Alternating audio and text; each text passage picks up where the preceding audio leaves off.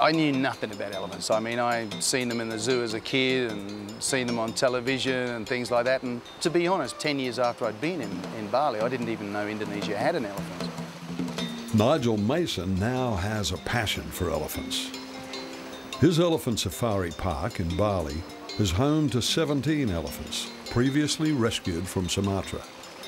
He is now planning to return to Sumatra to save 10 more. We're going to be going up there to rescue another 10 elephants and bring them down here to join their cousins down here in Bali.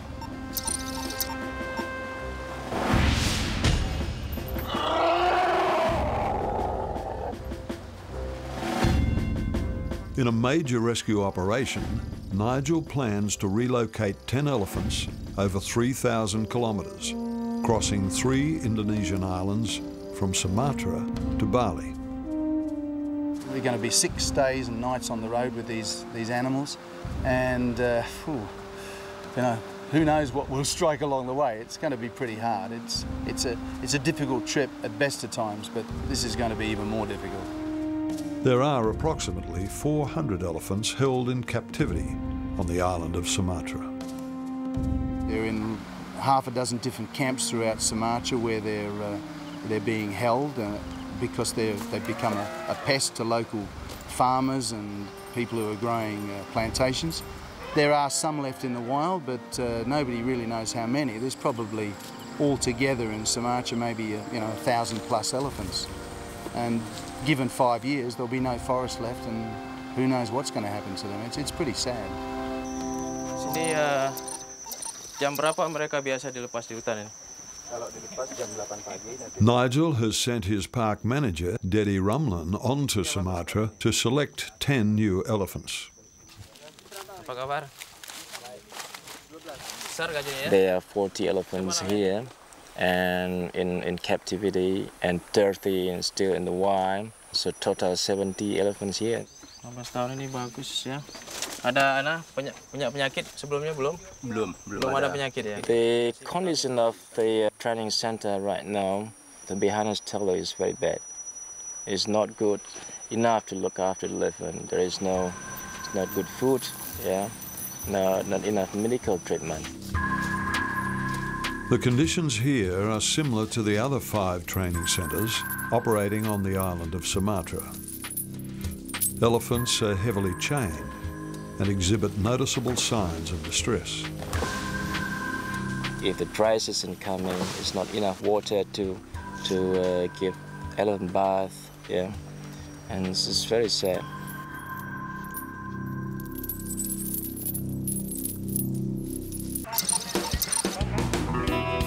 Back in Bali, preparations are underway for the arrival of the new elephants. When the elephants get here, we can't exactly mix them in with the other elephants straight away. They need to go through a number of tests, such as blood tests, feces tests, things like that, to make sure that they're not bringing any parasites or any diseases, things down to mix in with these elephants, because these elephants are in beautiful condition, and we wouldn't like to spoil that just for the sake of a week or 2 of quarantine.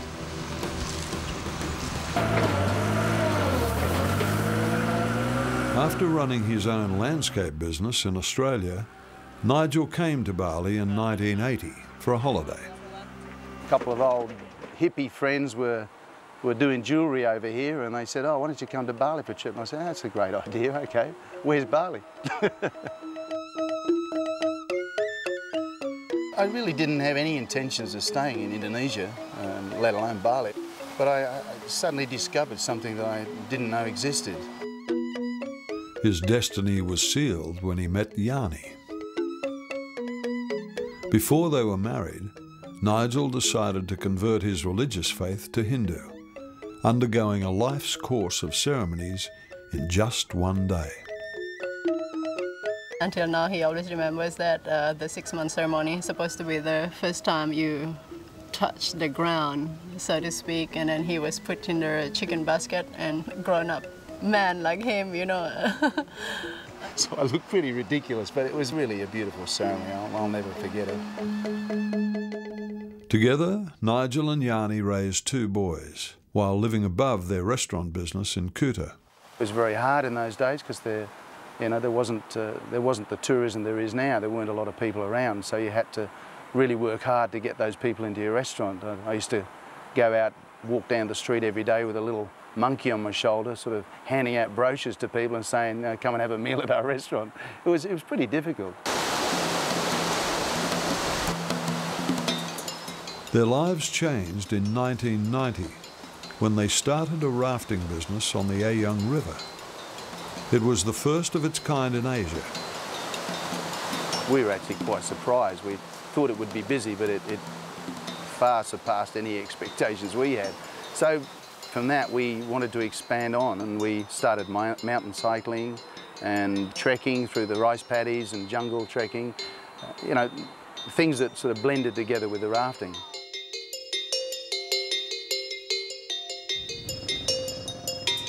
A few years later, Nigel came up to a little village in the hills where he came across an unusual business venture. There were these 9 elephants standing out in the middle of a sort of dried out rice paddy in a pretty scungy sort of environment. But I looked at it and thought, I think I can do something with this. Since then, Nigel has rescued 8 more elephants from Sumatra. His park is now one of the biggest tourist attractions in Bali. What the park is an elephant experience. You come here, you can see them, you can touch them, you can hand feed them, you can stroke them, you can even ride them. I mean, it's a place where you come to find out about the Sumatran elephant. Who's the lucky ones today? Because in India, they say if an elephant throws water to you, that means a good luck. Oh, right. Yay!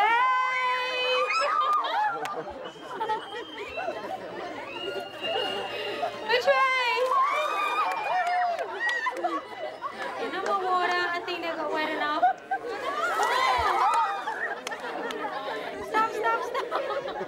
Udah, jangan lagi, jangan. Ya, Pak, saya harus kembali ya, saya harus ngomong sama Ibu Yani ya. Nanti saya kembali. After witnessing the elephant's plight in Sumatra, Nigel and Yani were compelled to start the Sumatran Elephant Foundation. Proceeds are raised from the park to help support elephants in the wild. Ecotourism can help sustain the elephants in the wild by raising money and funds to, buy off forest lands or buy food or create awareness in a number of different ways to make sure that the elephants can survive in at least 1 or 2 little pockets of forest that could be kept away from the loggers.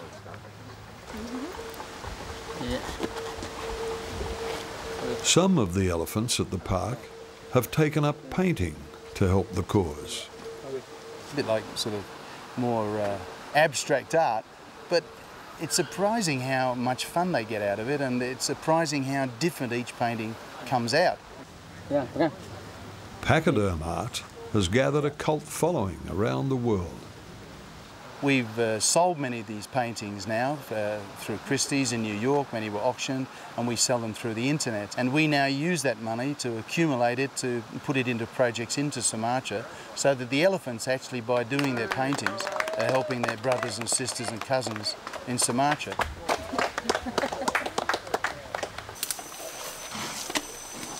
The elephant population in Sumatra is rapidly decreasing due to large-scale deforestation.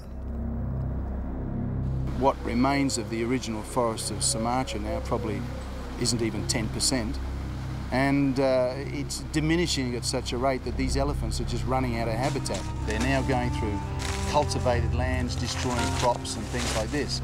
So they damage the oil palm, and then they just eat crops, so many crops, and then people get angry, try to kill that elephant. And that's the problem we face now. May 2002, yeah, the accident in the border area, 17 elephants dead with the poison. With no easy solution, forestry officials have been forced to capture the elephants and hold them in training centres. You can only say that these are elephant concentration camps. They're not parks, they're not reserves, they're just places where elephants are kept in limbo, waiting to either die or someone to rescue them.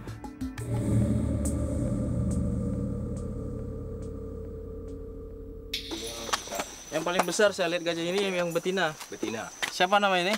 Ini mutiara. Mutiara. At the Elephant Training Centre, Daddy is faced with the awkward task of deciding which elephants will come to Bali. Berapa umur mutiara, Pak? Kira-kira 21, Bang. 21? Ya, 21 tahun. Mutiara was captured 14 months ago. She is just one of the 40 elephants here at the camp whose fate rests with Daddy.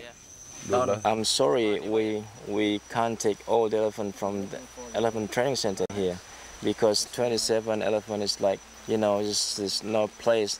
It's very full now. There's enough for 27 elephant, so we can't take more elephant to Bali. Daddy's soft spot for elephants began when he was a boy, growing up on his family's farm in Aceh. There, he witnessed his father kill many elephants in order to protect the land they lived off.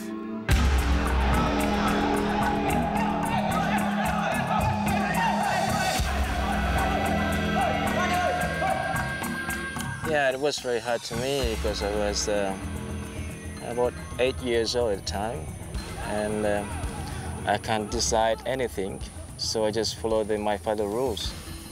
So if my father say something, I have to follow him. So, you know, I have no power. I feel very sorry what my father have done to the elephant. I just say that's payback, you know, to take care of them. So, this one, we're gonna take her to Bali, yeah? Fatima, it's good condition. With 9 out of 10 elephants chosen for the journey, Daddy is introduced to the final member of his new team. Oh, bagus sekali Rizky. Halo Rizky. Oh, hey. Jinak sekali ya. Risky was abandoned by her mother when their herd was chased away by local farmers. Unable to keep up, Risky was left behind. I've never seen the baby elephant like this before. See the skin is getting loose. If the Risky is staying with the mother, the skin is very tight. Yeah, come with me to Bali, yeah? I will look after you. Okay? We'll look after you, Risky, in Bali, no worries. Okay? Good girl. Meanwhile, in Bali, Sang Wong gives Nigel a hand to finish the new quarantine area.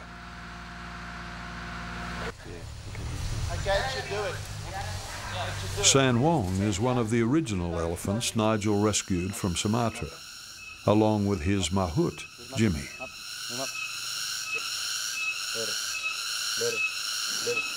Each elephant has their own mahout, who is responsible for their elephant's well-being.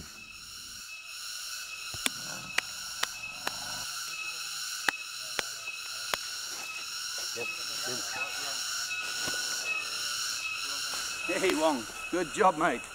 Good boy. There you go. It's a bit of a snack for you. Nigel is now ready to fly to Sumatra to meet up with Daddy and bring home the elephants. You're going to have some new mates soon, aren't you, mate? Good boy.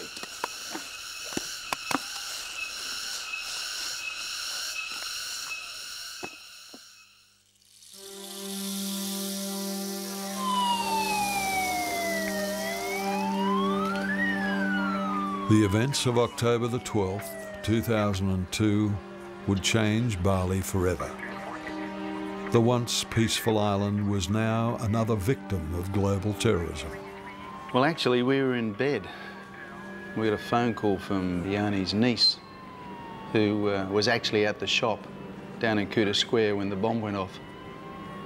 And she said, oh, a bomb's gone off at Sari Club.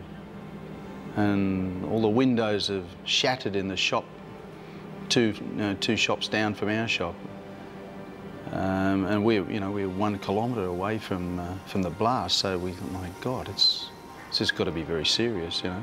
We never anticipate things like that could happen in Bali. You heard about the bombing, the hijacking, the other things in other part of the world, but Bali, all this time we're saying, oh, Bali is safe. And it was so shocking for me, you know. Is this for real?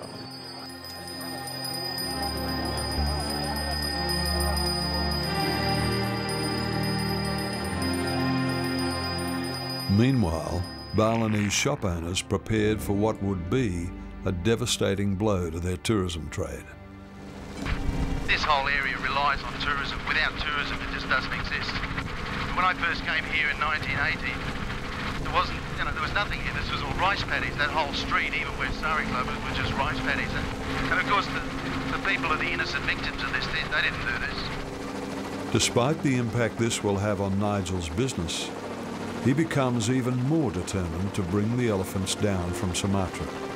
As far as the elephants are concerned, nothing's changed. This doesn't change my mind at all. A bomb isn't going to stop us bringing the elephants down from Sumatra. We've committed ourselves to this, and we look down here and see this. This is dreadful, and it certainly will affect tourism, in a devastating way. But it won't affect our trip with the elephants.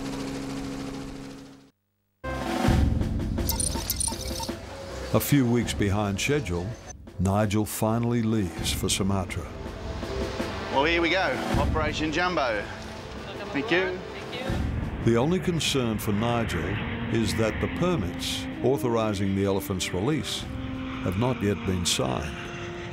Without the permit completed, which it's sort of in its last stages of being done, we could strike a problem with that. I'm hoping that that'll all clear itself up by the time we get there.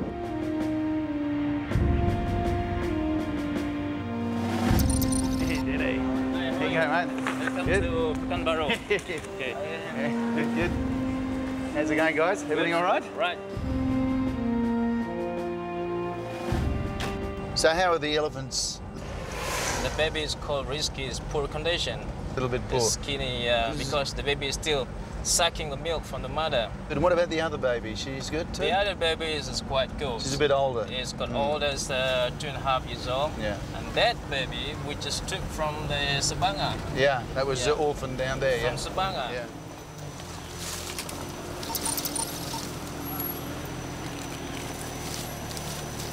How old is she, Debbie? Yanti is about 14 years old. 14, yeah? Yeah. Just good eyes. Yeah, good eyes. Hide it and hide. Just. Yeah, she's lovely, isn't she, hey? Oh! Don't hide it. It's all right. Have a look at her. She's cute, isn't she? Yeah. This is Risky, yeah? Risky, 1.5 years old. Risky is, means... Lucky. Lucky, yeah, because she was saved. Isn't she? It's getting better now. It's fighter. Yeah, she's still a little bit skinny, though. Yeah, she could do with a bit skinny, more meat on her. Well, we're just about ready to go. The elephants are all in pretty good condition. We've got a little bit more work to do as far as a few vitamins, a couple of injections that some of the elephants still haven't had. Concerned a little bit about Risky. We're trying to feed her up as much as we can with as much milk formula to get her as fit as possible for the trip. And we're about ready to go. Our problem at the moment, of course, is that we still don't have these permits. The permit's got to be signed off in Jakarta. Once that's done, the local guy here will sign off his permit and there's nothing then to stop us going. Our frustration is at the moment, of course, that we don't have that and we're playing a waiting game. So we just got to hold in here until we're ready to go. Kembali ke tempat ya. Okay, ini telepon sekarang ya. Okay, yeah. The next day, and still no news about the permits. Try tonight to see if we can do that, but keep pushing, Yanni. Out at the Elephant Training Centre, Daddy is selecting the new mahouts to take to Bali. Senang itu kesempatan saya untuk merubah nasib.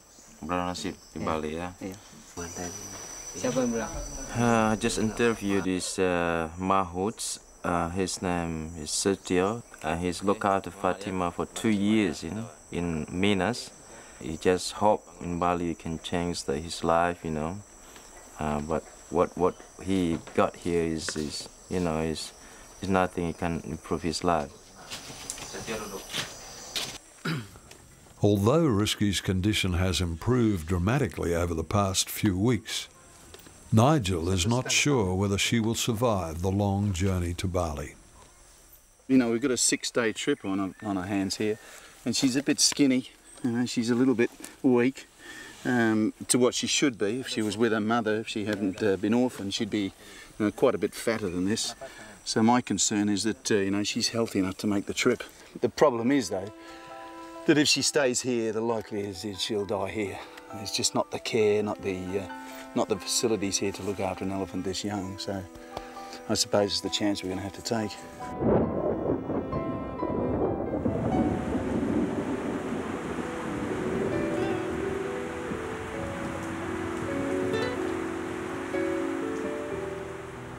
Several days have passed and still no news about the permits.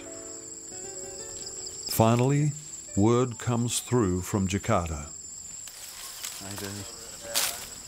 It appears a change in government legislation was not passed on to the local authorities. To me, I'm just, I don't know, what can I say?